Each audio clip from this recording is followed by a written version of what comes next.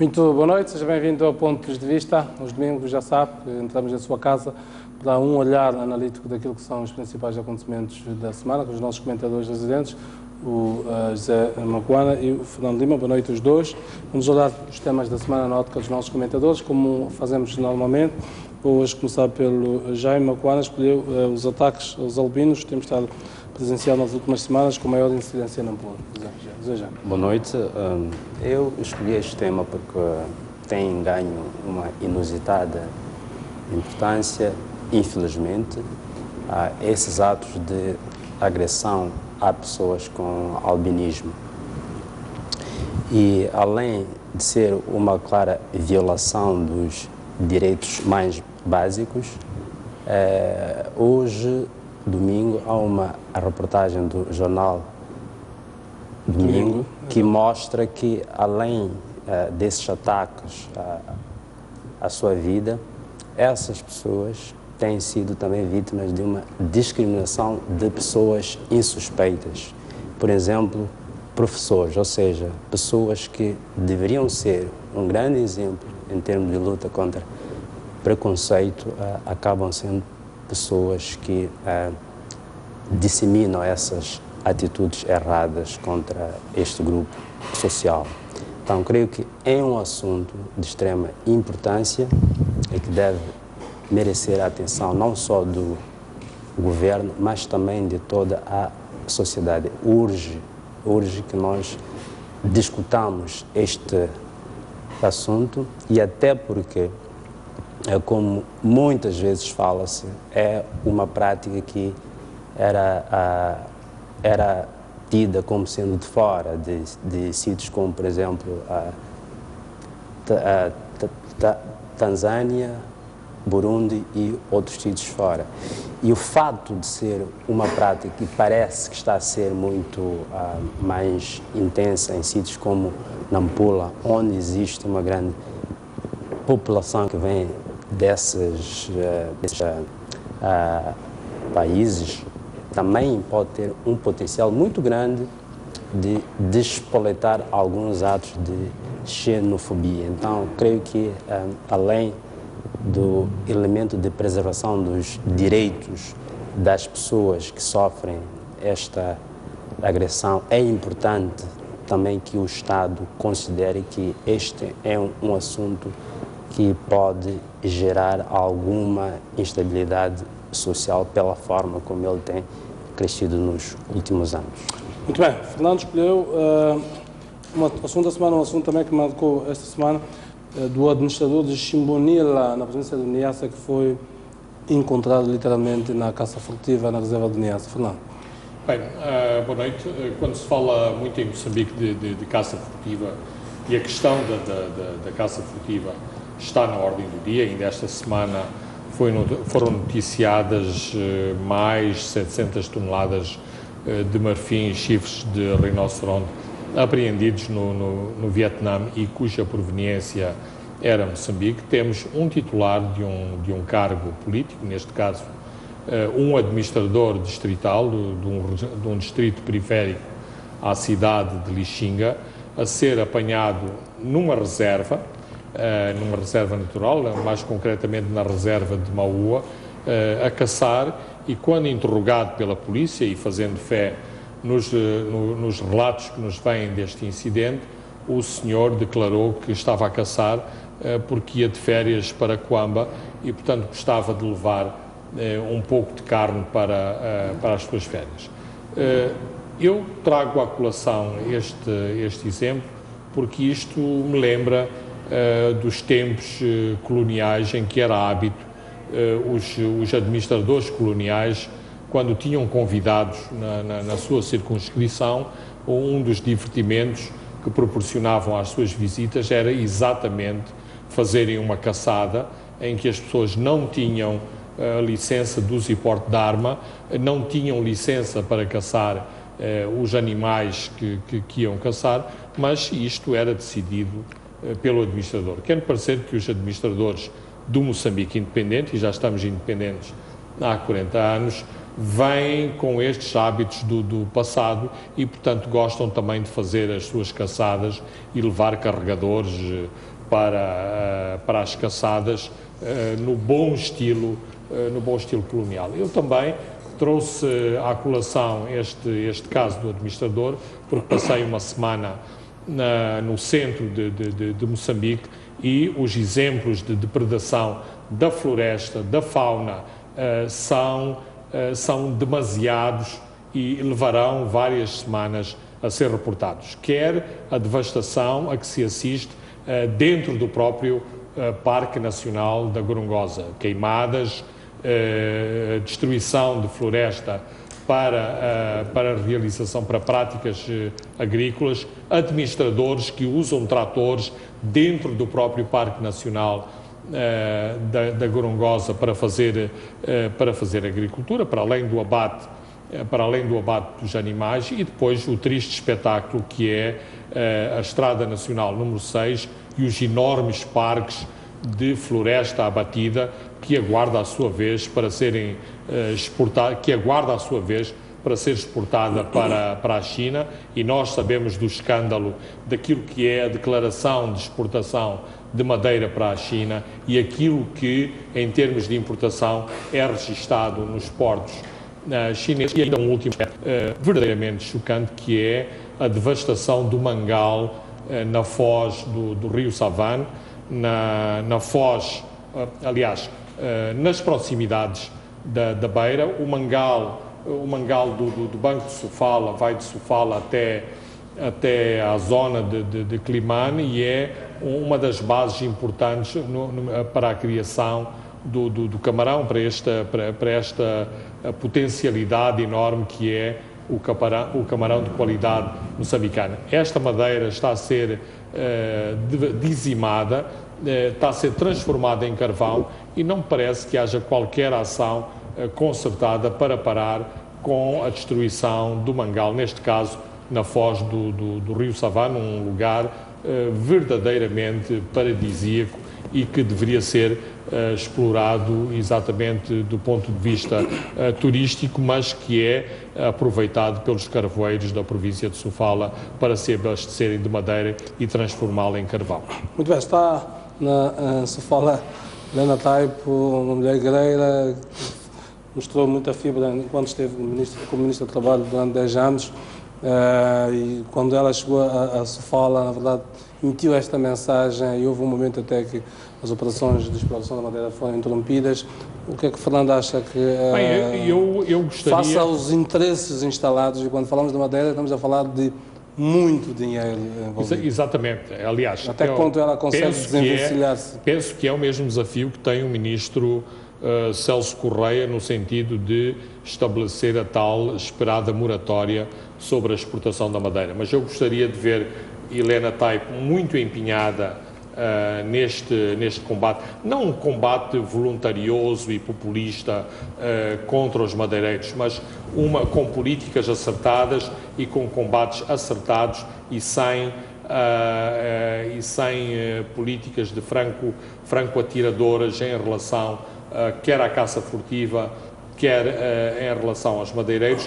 Em última análise, eu diria que Helena Taipo devia juntar esforços com o MDM e Davis Simango, com a Renamo e Afonso de Acama, para que se fizesse um combate, digamos, por cima dos partidos políticos contra a devastação dos recursos naturais de Moçambique. Mas claro que isto ofende muitos interesses, há muita gente da Frelimo, e não só, mas sobretudo da Frelimo, que se beneficia enormemente do aproveitamento dos recursos naturais da província de Sofala e também da província de Manica. Eu diria muitos interesses económicos. Eu não sei se a cor partidária é determinante, porque eu fiz uma pesquisa relativamente àquilo que significa o mercado da madeira.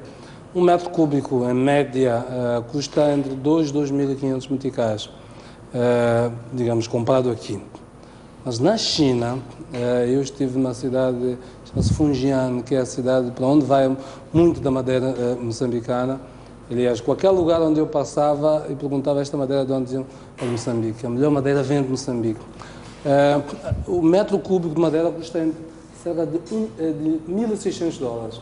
Ou seja, verdadeiramente compensa vir comprar aqui a 2.500 meticais e vender a $1.600. E mais, e muito mais. Eles fazem, com a madeira nossa, fazem mobiliário, digamos, de madeira, que custa cerca de $200 mil, Fernando. Que eles exportam e eu vi com os meus próprios olhos. Veja esta contradição.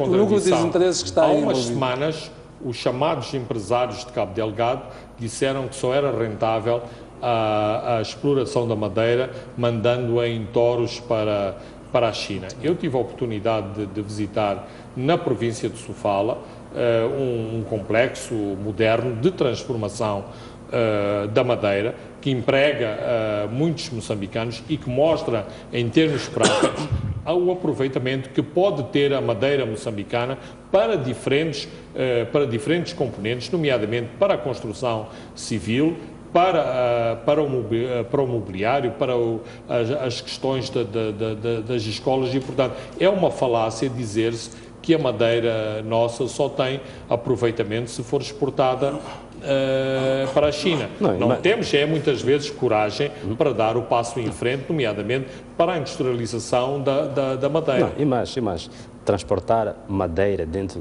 do território nacional de um ponto ao outro é extremamente complicado. Na estrada, você até pode ter as alfândegas exigindo documentos que não existem. E falo isso, devo dizer, por prática própria. Então, há um esquema nesta área que faz tudo para que, de fato, a exploração e aproveitamento da madeira em território nacional não seja rentável. Pois, são os tais cartéis internos que se desenvolveram. Eu dava este exemplo. Quem quer conhecer este núcleo, lá esta província chamada Fungian, chama-se Fungian, ela dista a volta de 1.000 km de Guangzhou. Eu tive a ocasião de ir lá e perceber como é que isto funciona, Fernando. Nós usufruímos muito pouco daquilo que, de facto, a natureza nos proporciona do ponto de vista de... Muito bem, vamos olhar para então, os temas que elegemos esta noite. Queria começar por olhar para a nomeação de Omar Mitá e Carlos Zacarias para duas áreas-chave do ponto de vista da atividade empresarial do Estado. Carlos Zacarias para o Instituto Nacional dos Petróleos, portanto, a área de regulação é a área encarregue de lançar os concursos, e falámos ainda aqui há alguns dias, e ainda há poucas semanas fecharam os concursos para 15 áreas, e Omar Mitá para a área, digamos, de exploração empresarial por excelência, que é a ANH. Vou começar aqui pelo José Jaime, como é que olha para esta transferência, sobretudo do Omar Mitá, de Vice-Ministro da Indústria e Comércio, digamos, uma posição de menor visibilidade para a toda poderosa ANH. Bom, há análises óbvias que são feitas, né? O fato de ser alguém que é do núcleo de Cabo Delgado. Então, essas ligações que são tidas como sendo estratégicas sob o ponto de vista do chefe de Estado, colocar as peças-chave em área-chave e também olhando para aquilo que são os interesses do grupo, né, que o dá suporte tal Cabo Delgado em movimento, em que o Omar Mitá era uma das peças-chave. Agora, é claro que esta ida traz em si, no meu entender, alguns desafios. Um deles é, assumindo-se que essa tese tem base, é como, primeiro, garantir que a ANH vai conseguir se transformar numa verdadeira empresa nacional deste setor e num contexto em que estão a entrar grandes empresas, tanto estatais, assumindo-se como um player na área de petróleos. Portanto, mas já, a ANH entra sempre com no mínimo 10%, digamos, em todas as ações, mesmo nas 15 áreas cujos concursos foram lançados agora, em qualquer uma delas a NH, portanto, a partida entra com 15%. Existe no mundo 3 tipos de empresas básicas nesta área, que são as empresas internacionais, portanto, as IOC, que são, portanto, empresas internacionais de petróleos, portanto, as BIP, Shells e outras. Existem as empresas nacionais, que, no caso, ia ser a ENH. Existem as empresas nacionais com vocação internacional. Portanto, então, esses costumam ser os players principais neste setor. Agora, o ponto aqui é em que medida é que, de fato, a ENH vai se transformar numa empresa nacional robusta o suficiente para que possa ombrear com esses players que atuam neste setor. E aí, no meu entender, é que reside um desafio muito importante. É que, assumindo-se que esta ida tem como duplo objetivo reforçar a ENH para que seja uma empresa nacional sólida, mas ao mesmo tempo tem que garantir que haja alguma articulação com alguns interesses locais. Então aí é que está a grande questão da capacidade que a ENH terá de se reforçar como uma empresa verdadeiramente sólida para que ela possa ombrear com esses outros players. E aqui, penso que há um ponto que nos deve chamar a atenção, principalmente quando nós olhamos algumas empresas nacionais que surgem nesse último concurso e que vão entrar também em parcerias tanto com a ENH e outras empresas internacionais. A minha questão é, até que ponto é que estas empresas vão ter a pujança financeira suficiente para que possam entrar como investimentos, caso de fato elas sejam selecionadas. E num contexto, isso não vai acontecer. E num contexto em que a ENH está a tentar se capitalizar para se reforçar como um player importante. E nós temos um histórico não muito bom de como é que as parcerias público-privadas funcionam. Então, para mim, o grande desafio que o Omar Mitá vai ter aqui é de como reforçar a ENH como uma empresa nacional do setor, ao mesmo tempo em que ele se constitui como a ENH constitui-se como um setor e um ponto de entrada para as potenciais ligações que podem ser feitas com as empresas locais. Então, este é um grande desafio que também aí entra, sem dúvida, também a função da INP, entanto que órgão de regulação. Fernando, como é que olha para esta escolha de Omar Mitá? Um perfil, digamos, na área de avaliação de projetos de investimento, carreira na banca de investimento, nomeadamente no Millennium BIM, e depois também em organizações, chamadas organizações multilaterais, nomeadamente no AFC do Banco Mundial, e sobretudo no projeto POD, que é o Projeto para o Desenvolvimento Empresarial. Do ponto de vista de competência técnica, parece não haver dúvidas de que estão lá, e olhamos para o perfil do Omar Mitá, do ponto de vista dos equilíbrios políticos, porque para quem é nomeado para esses cargos não é apenas a competência técnica que se procura, a competência política para fazer o jogo de equilíbrios, para permitir que uma certa burguesia nacional possa entrar nestes grandes projetos. Aliás, uma parte da endogenização destes projetos passa justamente por criar uma burguesia nacional que não tem capital. O José Jaime já sofria isto.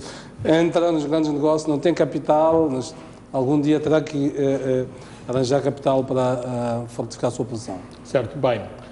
Eu acho que claramente Omar Mitá terá que se transcender para ser este grande gestor de uma ENH com o perfil que o Zé Jaime estava a traçar e que é o perfil que os moçambicanos gostariam que a ENH fosse, ou seja, um player no mercado dos petróleos e do gás. Eu diria, e da experiência recente de Tomar Mitá, que eu tenho algumas dúvidas, nomeadamente, eu acho que Mitá é uma pessoa muito competente. Anteriormente à sua passagem pelo governo, mostrou essa mesma competência, independência mesmo de pensamento, mas 8 meses no governo tornaram-no num dos mais seguidistas dos membros do governo, ou seja, claramente um indivíduo muito formatado ao discurso governamental, o que me faz pensar na segunda questão em relação à ENH e à questão que o Zé Jaime já aqui levantou e o Jeremias também levantou, ou seja, não é esta águia de voos elevados que estamos a colocar na ENH, mas estamos a colocar lá uma pessoa que vai responder a um rearranjo do xadrez político na área de Cabo Delgado. E se assim for, não é de algum modo frustrante que isso aconteça nesses termos. É assim, não acredita na ideia da independência dele, até pelo percurso, uma experiência longa na docência, a experiência no Banco Mundial, trabalhando no POD, trabalhando na UFC. O problema é o seguinte, e pronto, habitualmente ninguém gosta de falar dos mortos.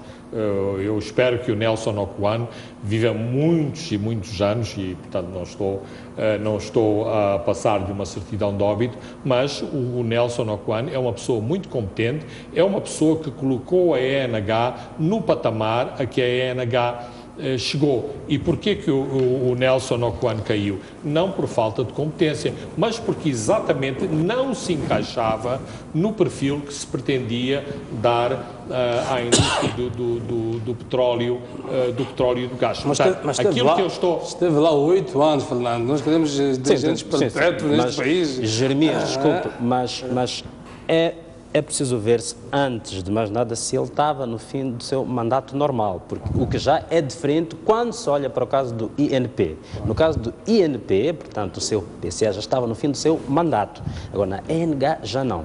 Parece que foi um mandato que não chegou ao fim. Não, já houve manobras de corredor, nomeadamente protagonizadas pelo próprio Nelson Okuan, no sentido de, digamos, mostrar que era uma pessoa e um quadro disponível para novas políticas para a área do gás e do petróleo. Portanto, aquilo que eu quero dizer é que eu gostaria que Omar Mitá se transcendesse e se fosse, digamos, o Manuel Vicente do petróleo moçambicano. Portanto, um quadro que com tudo que é de negativo no Manuel Vicente. Não as partes negativas, mas o Manuel Vicente tem coisas muito, muito interessantes antes de se tornar num joguete de José Eduardo dos Santos. Mas estas coisas muitas vezes são quase inerentes ao caso, se formos ver a questão do petróleos da Venezuela e de outros casos que têm esta subordinação terrível em relação a um único foco económico e foco de desenvolvimento. Portanto, eu gostaria que Omar Mitá introduzisse uma componente de independência e, sobretudo, a tal componente de inclusão, porque é esta a tal nuance que o presidente Filipe Nyusi está a tentar introduzir na questão do recurso, ou seja, não está a dizer ou até agora não mostrou que o petróleo deve ser para toda a gente, mas na gestão dos grupos e dos interesses com apetites no petróleo, está pelo menos a dar indicações que não é virar o disco e toca a mesma música, ou seja, apenas o grupo restrito, aquele grupo que o Zé já mencionou do Cabo Delgado em frente ou qualquer coisa assim, mas que há outros mais. Se formos dissecar estes pequenos grupos que exatamente não têm capital, mas que estão associados a empresas muito mais poderosas na licitação dos vários blocos que agora foram a leilão no final do ano passado. Vemos que esses grupos correspondem a uma variedade de interesses económicos moçambicanos e que, de algum modo, pretendem beneficiar de um modelo económico que nós ainda não conhecemos, mas que, digamos, se posicionam para se potenciar como eventuais jogadores na área do gás e do petróleo. Portanto, eu pago para, como se acho que isto é no póquer que se diz isso, pago para ver, o percurso de Omar Mitá na ENA. Muito bem, vamos todos esperar para ver com as melhores expectativas possíveis. Quando temos bons quadros em áreas estratégicas, temos de ter a melhor expectativa possível. Não, claro. Não, sem espera, dúvida. esta A parte técnica não está. Esta questão de Mal de nós, quando são nomeados bons cargos, criticamos, e quando são nomeados bons cargos, criticamos na mesma. Não. Jeremias, fique claro que a parte técnica não está aqui só questão. Sabe-se que é um quadro competentíssimo, mas vamos convir que, particularmente a mim, preocupa uma coisa. Isto foi reportado quando do lançamento da chama da unidade, a ideia de que agora é a nossa vez. Quer dizer, esta ideia de que agora é a nossa vez, nós de Cabo Delgado, me preocupa muito. E se ela for vertida, a forma como nós gerimos áreas sensíveis e importantíssimas como esta área de petróleo e gás, a mim preocupa muito. Então, é exatamente esse contexto político ao qual nós temos que prestar uma grande atenção. Porque se nós formos a ver o padrão através do qual as elites locais participam nestes investimentos, é que elas não participam com capital. E como é que você vai conseguir fazer grandes investimentos como estes aqui? E isto pode colocar em risco a própria ENH. Então, é preciso... empresas moçambicanas com capacidade de Jaime, é preciso recordar que mesmo para o governo ser acionista aqui na Mosal, o governo vai buscar dinheiro à AFC para fazer para responder a chamadas de capital na Mosal e competir, portanto, com a BHP Billiton. Portanto, isto aqui depois também são jogadas de engenharia financeira. Não sei se o acionista moçambicano do BCI tinha todos aqueles milhões de dólares para ser detentor de 18% do capital do BCI. Portanto, aí não podemos ser tão redutores e há jogadas ao nível da engenharia financeira que se fazem, não só em Moçambique, mas em todos os países, para potenciar que um determinado grupo participe num determinado negócio. E voltando a Cabo Delgado, por exemplo, na Kionga Investimentos, cujos as cabeças sonantes estão ligadas a Cabo Delgado, mas no corpo da própria Kionga Investimentos tem outras empresas que não têm nada a ver com Cabo Delgado ou com generais ligados ao Planalto. Não, claro, porque falando numa perspectiva estritamente política, até seria errado, sob o ponto de vista estratégico, que assim fosse. Porque, em termos eleitorais, este grupo, se quisesse, portanto, concentrar essas oportunidades só para si, não teria capital eleitoral suficiente para, por exemplo, sustentar um governo que tem como foco esta base de apoio tão regional e tão restrita assim. Então, entende-se que haja uma aliança mais ampla, sem dúvida, mas é preciso que se preste atenção a esta forma de abordar as coisas, ok? Claro. Entende-se que haja alguma alternância de elites, mesmo sob o ponto de vista regional, mas é preciso que este que se olhe a questão da necessidade de criar um capital político necessário para que os projetos de desenvolvimento, mesmo que contribuam para que se eliminem algumas assimetrias regionais, tenham uma base sustentável para serem viáveis. Para mim, a questão é esta. Muito bem, uma espécie de uma mudança de paradigma, o que está a sugerir. Mas esta discussão vamos ter ao longo deste mandato, e ainda bem, pela primeira vez... Devemos ter curiosidade de como o Presidente Nyusi dá a resposta à tal inclusão, nomeadamente nos projetos económicos, na sua própria província de origem. E isso é um desafio que é colocado e que está em cima da sua própria mesa. Pois, o centro de gravidade da governação alterou-se pela primeira vez. Se calhar esta curiosidade faz sentido. E vamos estar aqui, o Presidente Nyusi disse o seu discurso elaborado. Curiosidade e não só. Pois, queria que nós o fiscalizássemos, vamos estar aqui para fazer isso. Vamos avançar para o segundo tema.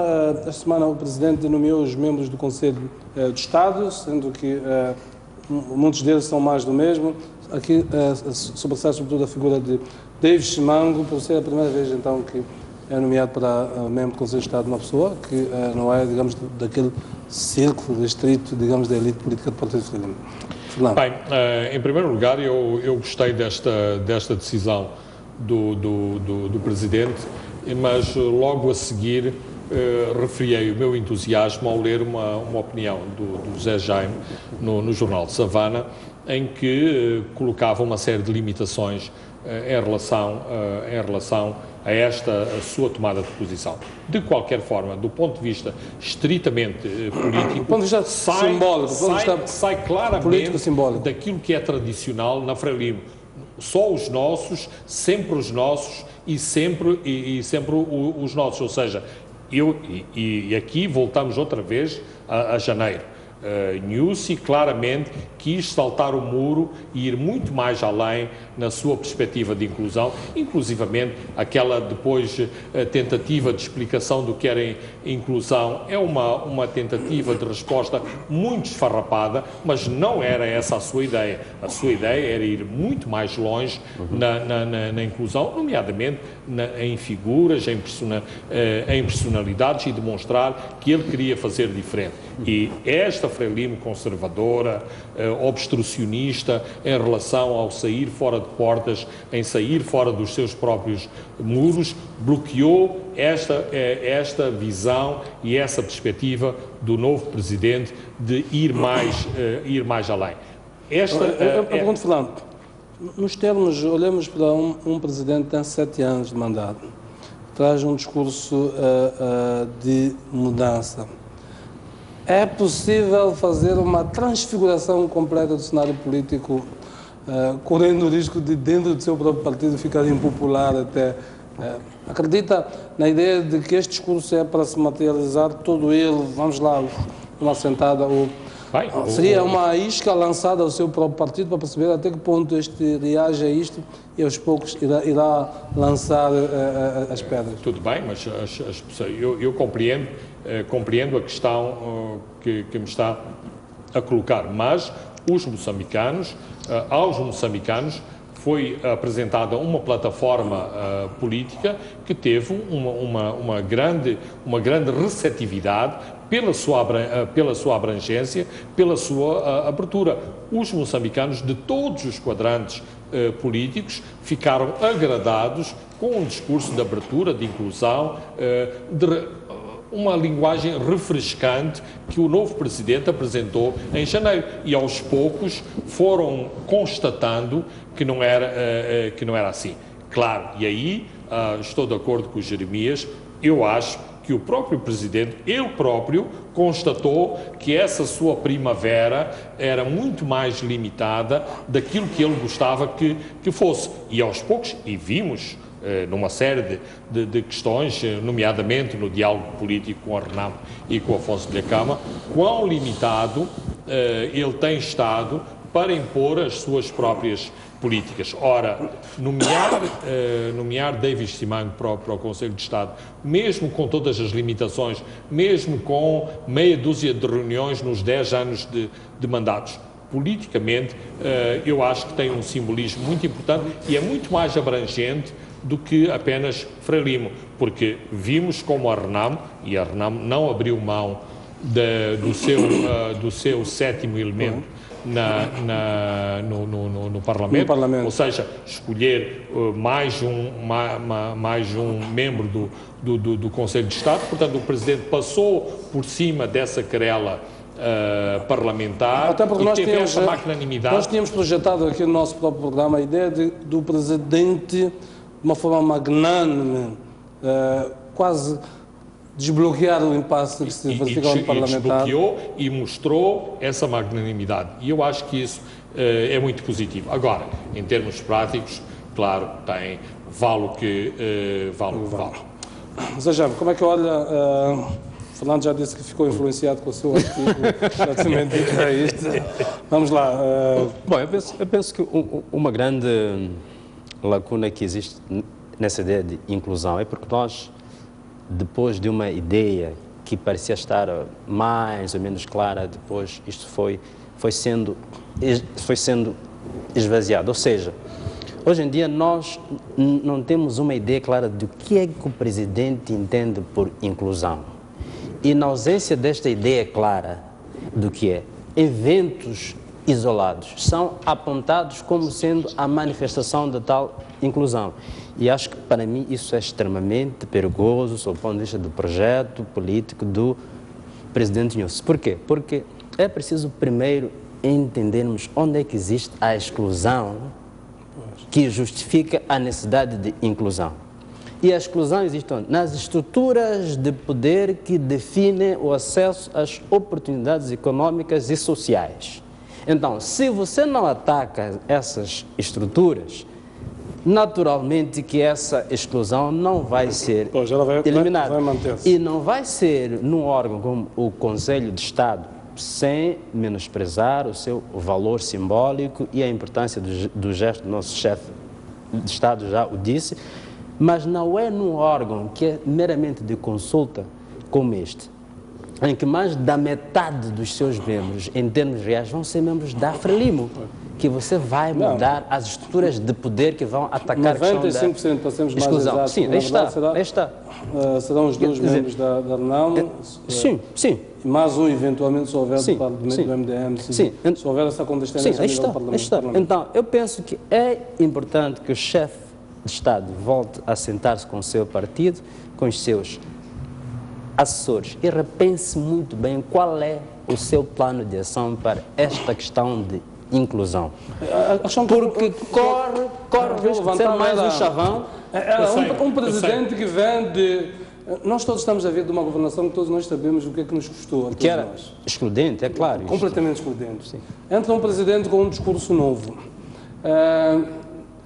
As nossas expectativas, as nossas naturais expectativas é que haja uma cambalhota em tudo aquilo que nós vivemos, até porque não tivemos saudade nenhuma daquilo que nós vivemos. Mas é interessante. O que eu queria colocar é, tendo em conta que o suporte político a este Presidente é de todos os moçambicanos, mas sobretudo nós sabemos que é do Partido Frelimo. Sim, mas Jeremias, é por isso que este discurso é extremamente ambicioso, porque quando nós falamos da exclusão da governação anterior, não estamos a falar apenas de exclusão extra-Frelimo, ou seja, fora da Frelimo.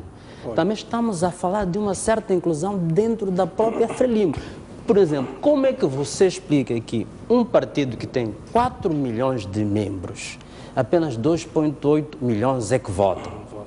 Com toda a disciplina e o controle que ele tem, assim mesmo, 2,8 milhões de eleitores, sendo que nem todos são militantes. Então, há um elemento de exclusão, e aí constitui o grande desafio. Por isso é que eu acho que o Presidente precisa conceitualizar isto melhor.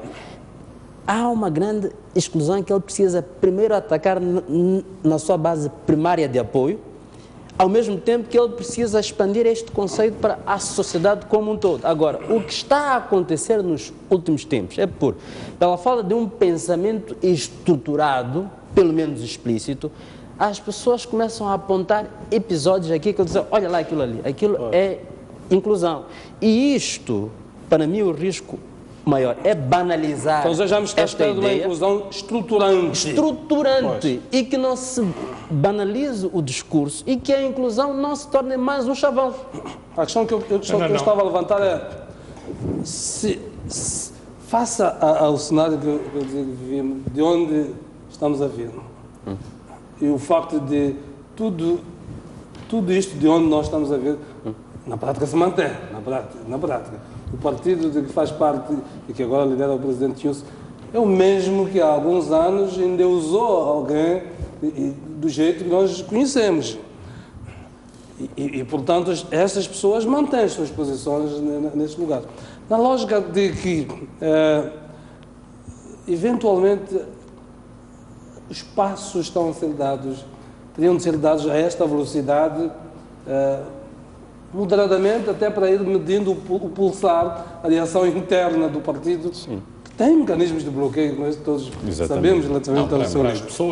Para as pessoas que estão de fora, que não são do Partido Frelimo, claro que é muito frustrante a maneira como tudo está a acontecer, os pequeníssimos passos que estão a ser dados e, claro, e do ponto de vista do Zé Jaime, eu não vi essa inclusão estruturante, porque é isso que tem que acontecer para que, de facto, se vá à prática, para que chegue à prática a máxima de que Nussi é o presidente de todos os moçambicanos. Portanto, que todas as pessoas sintam que estão no tal coração, cabem no coração do presidente.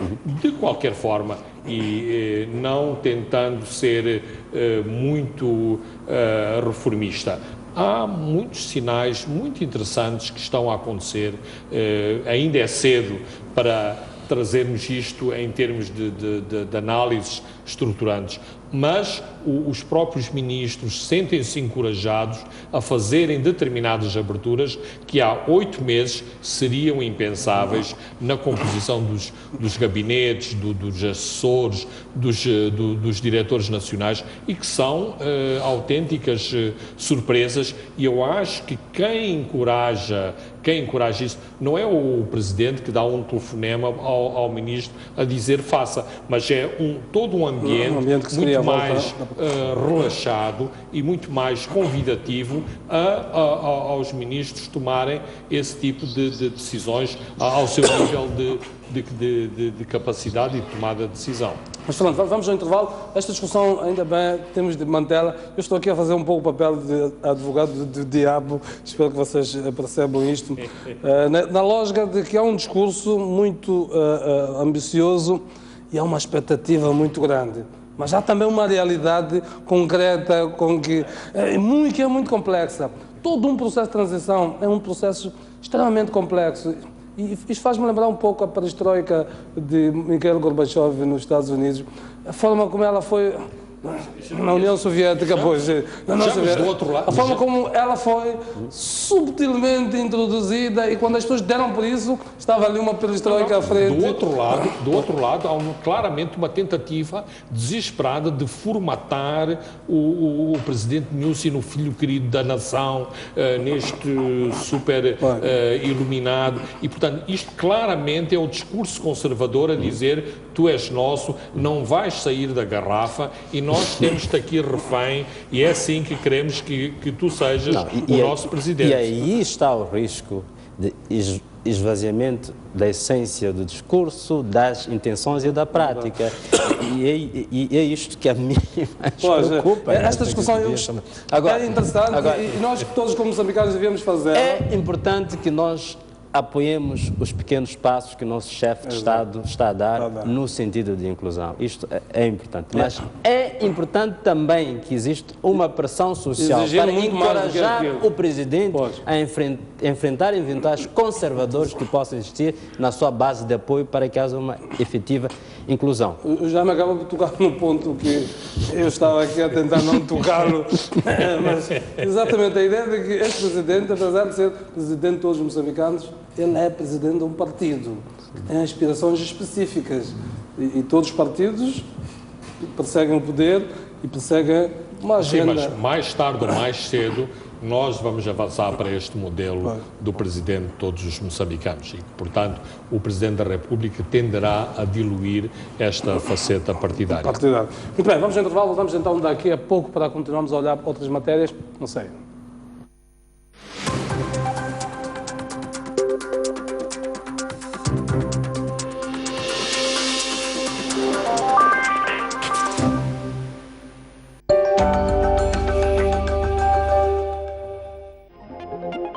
Já pode ler o jornal O País quando quiser e onde estiver. Quer saber como? O primeiro passo é ter a aplicação O País. Continua com dúvidas? Uma app é uma ferramenta que permite ter acesso a vários serviços do seu dispositivo móvel de forma integrada. Agora aceda à sua App Store ou a Play Store e faça o download de O País. Dessa forma, poderá aceder a uma versão digital do jornal. Assim, não deixe de acompanhar todas as edições do jornal. O País. A verdade como notícia.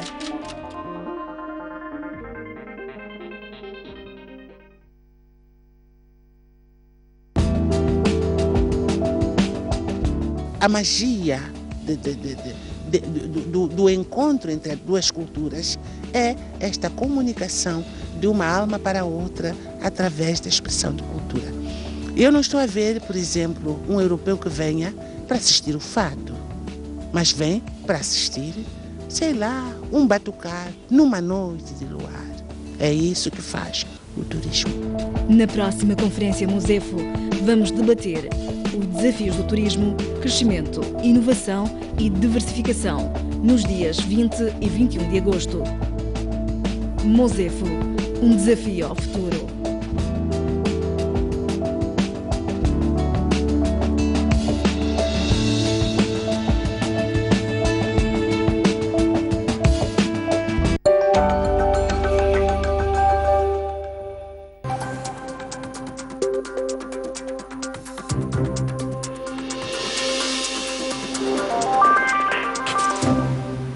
Muito bem, estamos já na segunda parte deste pontos de vista. Vamos avançar para outras matérias que elegemos para esta noite. Vou começar pelo exame, este terceiro tema. Tivemos um pronunciamento da Assembleia relativamente à constitucionalidade do regulamento da Lei de Terra. No nosso último programa, enquanto nós estávamos aqui, a Assembleia da República tinha a Comissão Permanente, no caso vertente, a responsabilidade de se pronunciar sobre um pedido que lhe foi feito pelo Conselho Constitucional sobre o regulamento de terra, que é digamos, o suporte da lei de terra sobre uma possível inconstitucionalidade deste regulamento, nomeadamente na matéria que dizia que o Governo pode, a fim do período de usufruto da lei, portanto, que lhe é atribuído pelo DUAT, retirar-se sem ter consultado o usufrutário, neste caso. Bom, ou seja, há um princípio técnico que é básico, um princípio administrativo, de que todas as decisões da administração pública precisam ser comunicadas e devidamente fundamentadas, isso está claro. Mas há um outro elemento que está presente no preâmbulo da nossa Constituição e que os políticos gostam sempre de referi-lo, que a independência deste país foi a libertação da terra e dos homens. E acho que este, no meu entender, deve ser o princípio fundamental da forma como nós vemos a terra neste país. E isto leva-nos a um outro elemento, a questão de como é que nós garantimos que a terra é dos homens e mulheres deste país. E o que acontece é que, quando nós olhamos para o direito de uso e aproveitamento da terra e a forma como a terra se gera neste país, quem consegue assegurar os seus direitos de terra é quem tem alguma influência no Estado, não só em termos de posse, assim como em termos de manutenção, quer dizer, acesso e, portanto, manutenção da posse de terra. Ora, este artigo coloca em causa, primeiro, direitos de uma forma geral, é óbvio, mas acima de tudo, e aí é que eu levanto a questão de como é que este alguém despertou depois de 9 anos. Lembrou-se que havia um regulamento de 2006, que tinha um artigo lá que poderia colocar em causa os direitos de posse de terra. E, para mim, é preciso vermos em que medida é que este artigo não só coloca em causa os tais direitos que aqui indiquei, mas também, acima de tudo, interesses econômicos de pessoas que se apossam da terra e dela não fazem nada. E este é um elemento que o chefe de Estado há pouco tempo repisou. Diz que é importante criarmos uma base para que a terra possa ser usada por aqueles que usam-na de forma produtiva. Agora, para mim, parece-me que existem, além deste interesse que nós temos que acreditar que existe de boa fé, de defesa dos interesses de nós todos, parece-me haver também um interesse de elementos que retêm a terra e usam-na para especulação fundiária e, no caso dos centros urbanos, especulação imobiliária, ou ao menos potencialmente. Este artigo, existindo, coloca em causa o uso especulativo da terra. Por quê? Porque o cidadão normal, se formos a ver, ele tem a terra dele para um uso objetivo específico. Claro que pode ser um e outro pequeno pedaço de terra. Nos contextos rurais, mas há uma utilização desta terra para efeitos produtivos. Justamente. Agora, para mim, o que creio que nos deve chamar a atenção é, uma vez notada a inconstitucionalidade deste argumento, o que é que se segue sob o ponto de vista de revisão? E não deve ser um processo que apenas extirpa a inconstitucionalidade deste artigo, mas sim refletir sobre quais são os elementos que nós podemos introduzir na nossa legislação para, de fato, preservarmos o direito de posse de terra aos cidadãos normais. Porque o quê?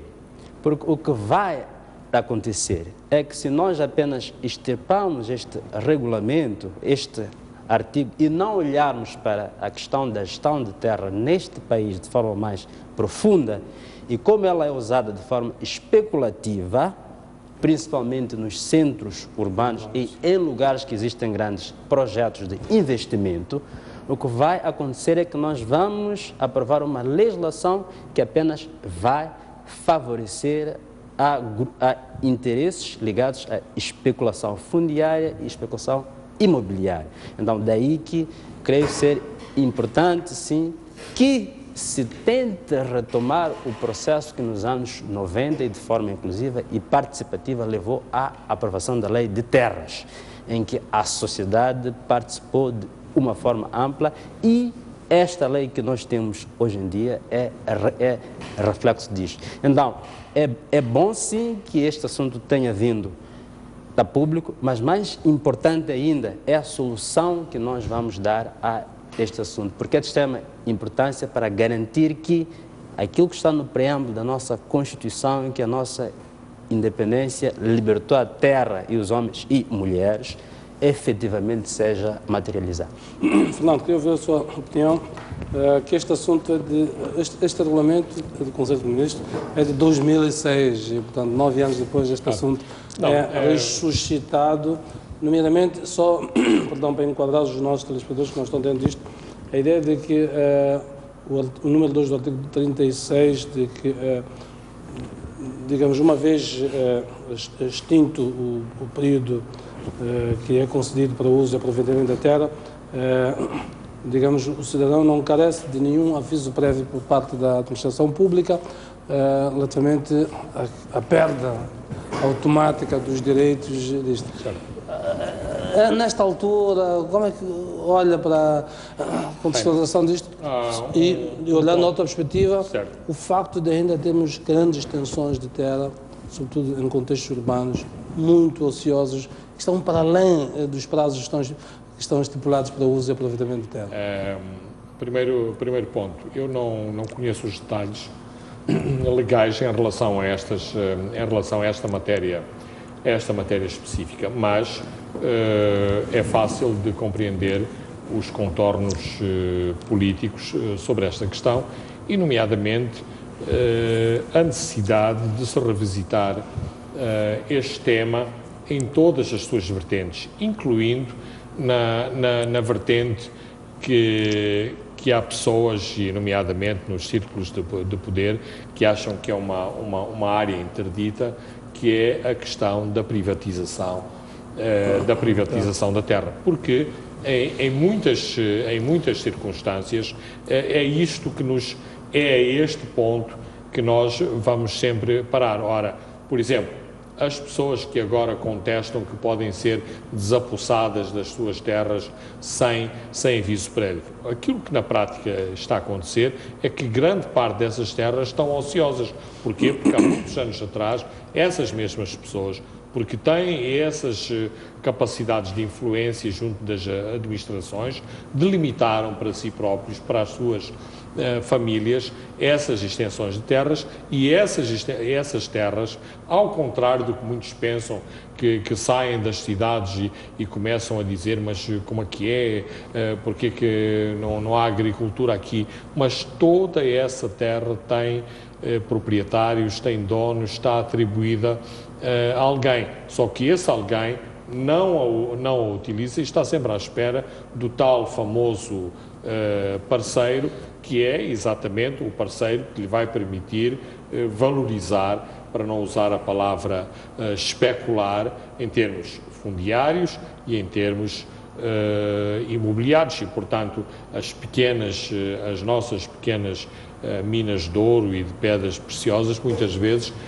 não são essas mesmas pedras e os diamantes e o ouro, mas são estas oportunidades que criamos para nós próprios, mercê de vários fatores, e que nos permitem enriquecer com a transferência de um título de propriedade. No passado recente, vários governos, vários ministros, sobretudo da Agricultura, porque a área da Geografia e Cadastro cai sobre o Ministério da Agricultura, tentaram regulamentar ou disciplinar esta questão da terra, a questão dos terrenos, a questão das extensões de terra, e de algum modo os processos começaram e uns meses depois encalharam exatamente em algum lado, porque exatamente a dimensão dos poderosos atingidos por tais medidas de disciplinamento fizeram parar esta maneira de recadastrar o mapeamento, digamos, do nosso território e, nomeadamente, das nossas terras férteis. Quer-me parecer, e eu interpreto nesse sentido, que há de novo uma tentativa de se avançar nesse sentido, até porque as elites, de alguns modo, apetites que são diferentes, e há outras pessoas que estão a sentir-se mais aconchegadas ao poder e que não beneficiaram dessas terras, e que, portanto, se houver um processo de desapossamento de terras, talvez eles sejam os primeiros a beneficiar-se dessas novas alocações de terras. Vamos avançar para o outro ponto. Tivemos eleições para a Federação Moçambicana de Futebol esta semana, e nós já tínhamos comentado isto. Ganhou Simão Júnior com 7 votos, o Deodoro Watt 3, Manuel Xango 1 voto, Enoque João 0 votos. José Jaime, o que é que estas eleições quiseram dizer com estes resultados?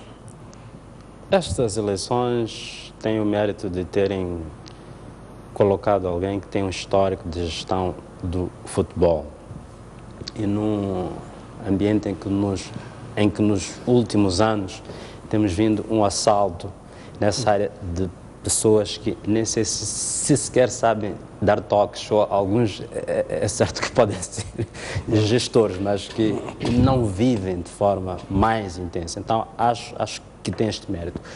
Mas também chamou a atenção a alguns elementos que foram veiculados nos mídias, principalmente nas últimas semanas pelo jornal Domingo. A existência de esquemas de corrupção e tentativa de manipulação desta eleição a partir do suborno dos presidentes das associações.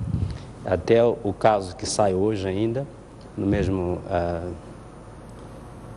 jornal, que mostra que refere que os presidentes das associações provinciais foram despejados do hotel onde estavam depois dos resultados eleitorais. Então, é um grande absurdo. Quer dizer que esta área é uma área que tem muita corrupção.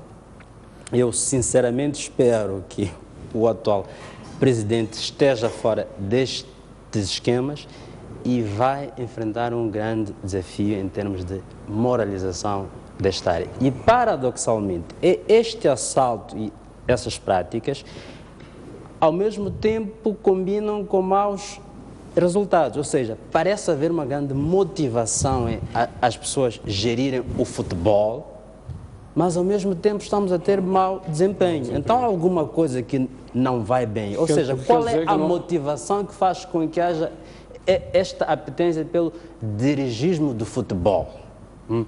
E creio que este será o grande desafio para o atual presidente, para que de fato ele possa extirpar a gestão do futebol de pessoas que parece que não agregam valor nenhum, tendo em conta os resultados que temos tido nesses últimos tempos.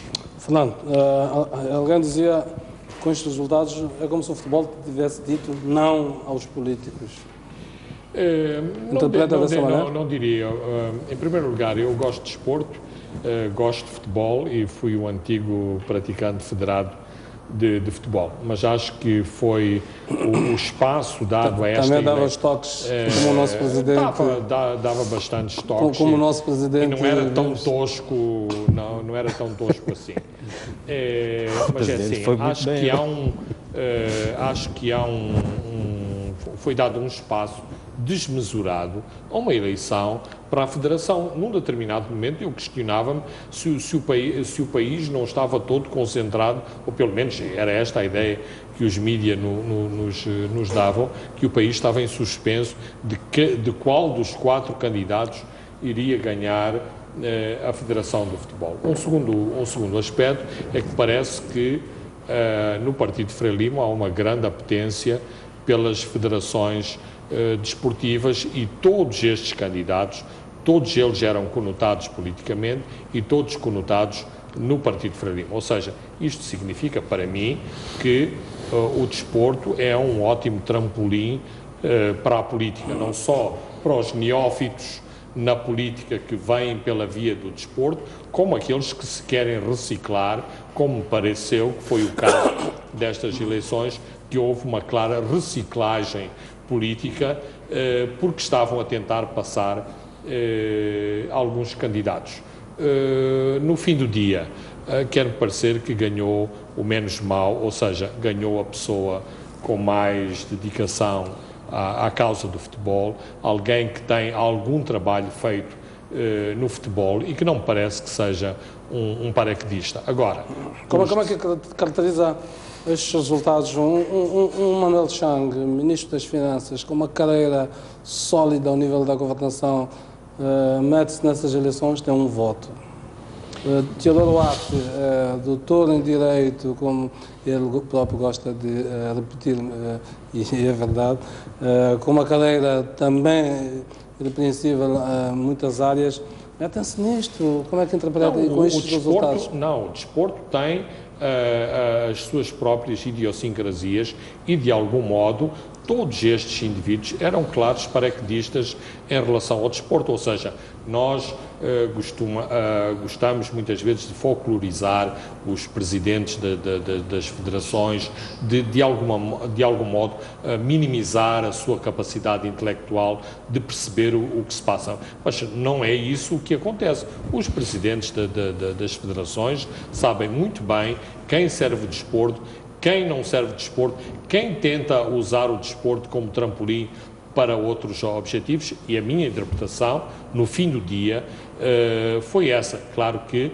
eu acho que é também uma análise muito simplista, que foi por isso que caiu, ou que não chegou à ribalta Manuel Chang e Teodoro Arte. Mas há uma linguagem, há uma cultura, uma fauna do desporto e do dirigismo desportivo que não fica particularmente impressionada com um ex-ministro, um ex-deputado e que gosta muito mais dos seus e de votar nos seus. E neste caso, um dos seus é alguém que estava na Federação, ou seja, na Liga, estava já no futebol e estava na Liga de Futebol. E se há coisas interessantes que têm acontecido neste país e não aconteceram por causa de Simango Júnior, mas o Moçambola é uma coisa bonita como festa desportiva e Simango faz parte dessa nossa festa desportiva nacional, que é o futebol e o campeonato nacional